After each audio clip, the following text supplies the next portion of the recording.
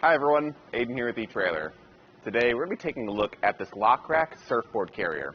This is going to be a roof-mounted carrier that you can put on your ladder rack or your roof rack, and it's a channel-mounted system. So it'll slide into the T-track of those crossbars for a very clean and sleek look, but give you a very easy way to carry a surfboard with you without straps.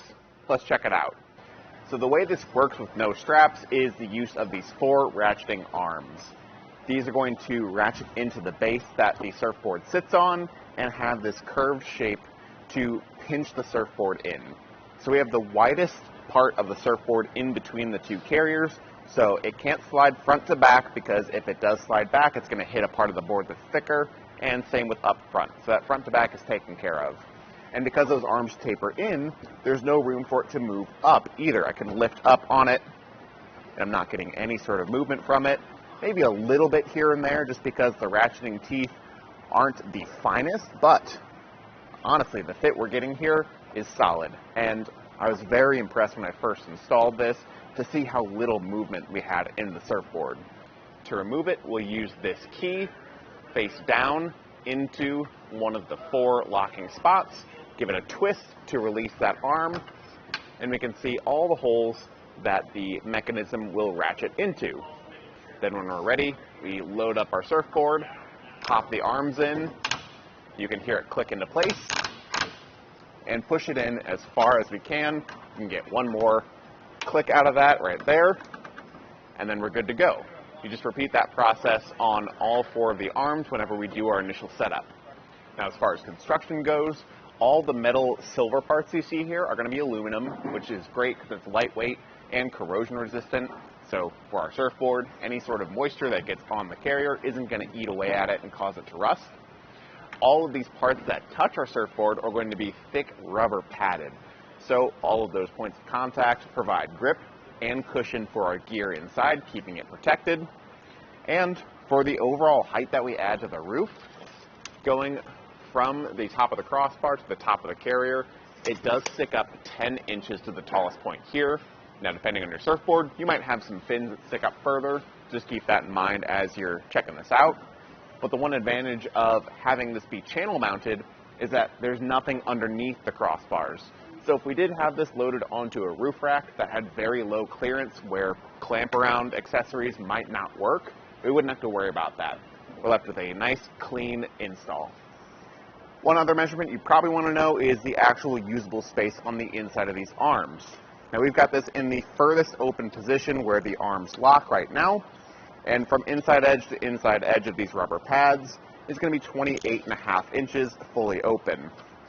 Fully retracted, that's going to be a bit smaller, and that's going to be right at 15.5 inches. So that'll let you know what kind of measurements we're working with. So if your surfboard ever becomes more narrow than this, it wouldn't clamp around it properly. And at the widest open point, that's the max it can fit. Now, if you measure the widest point of your board, that's probably going to be sitting somewhere in between the 2 sets of clamps. So keep that in mind, and depending on what your crossbar spread is, it's going to clamp onto a different part of your board. But I think for the most part, that range should be more than enough for most people. Now, when you're unloading the carrier, it's very easy to do just by using that key to unlock it. The kit does come with 4 keys, so if you did happen to lose one, you've got lots of backups. Some that you can keep in your car, some that you can keep in your garage. And you can see, because of that arm design, just how easy it is to get this all unloaded. And when we're done, there is a storage position for the arms. So if you want to keep this on your roof ready to go for next time, you can just slide these back in sideways. Now, the way you want to orient it is so that the hole is facing where that locking mechanism is. So for these ones, it'll be facing towards the front of our vehicle, and it'll click in like that. Now only sticking up a little under 2 inches from the top of the roof, and the other one on the other side will just reverse in the opposite direction. So it lays pretty flat like this. For me, it maybe aesthetically doesn't look as nice having these both facing different directions, but honestly, it's not going to add much height to your roof. You should be able to pull into your garage with it. Always check to be sure on your own vehicle, but it does keep things low profile So if you're oftentimes going out and surfing throughout the week and you want it ready to go, this is a great way to do it. And when loading it back up, like we mentioned, it's a very easy process. That's, I think, probably my favorite thing about this is just how straightforward it is. And you can do it very easily with one person. Now, if you wanted to compare this to something, I'd maybe recommend the Inno Locker. The advantage to going with that would be the ability to load up more than just one surfboard.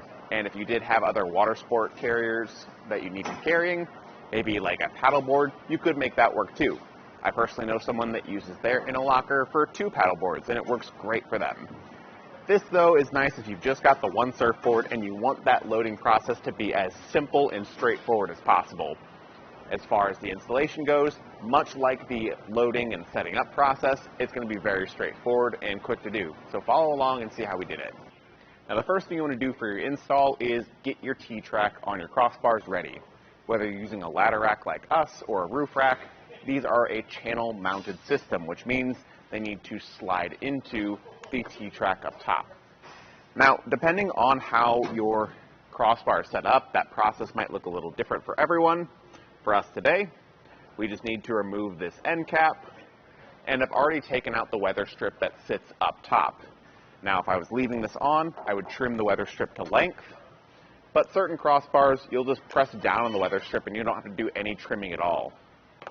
We can then take our blocks with bolts, slide that into the track with a large plastic washer up top, and these 10mm nuts are actually going to come off for now and set them to the side. Up top, we can take our main lock rack assembly and pull out the large rubber strip in the top. I'm going to just set those in the bed for now, and these 2 holes in the track are going to be where the bolts poke up through. So I'm going to get them lined up. This is definitely easier with the weather strip just fully removed, so if you can, that's definitely the way I would do it. And then I've already roughly measured out where I want this relative to the end of my crossbar. I just use my hand as a rough guide. You can get more exact with the tape measure if you want, but you don't have to. And take those 10mm lock nuts that we removed just a second ago and add them back onto the exposed threads poking up through the lock rack. We can use a socket and ratchet to fully tighten those down, making sure that we don't mess up our measurements before fully tightening it. We can always retake that and just make sure it's in the same place that we wanted it when we started. And when that's all tightened down, we can add our weather strip back, making sure that we feed it in kind of one side at a time so it sits within the channels. I'm going to take this opportunity now to add my end cap back on before I forget about it, and then we can get the lock rack set up for loading. And once your surfboard is loaded up, the installation process is done. Now, if you're choosing to use extra tie-down straps, you can. Lock rack doesn't say you have to, though. So, in that case, we'd be ready to hit the road.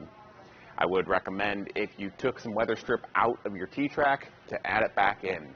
If you do need to trim it to length, then do that, because any sort of gaps left in your crossbars are going to create a lot of whistling and wind noise, something you probably don't want to listen to going down the road. But aside from that, the lock rack is ready to go. Install process is very straightforward.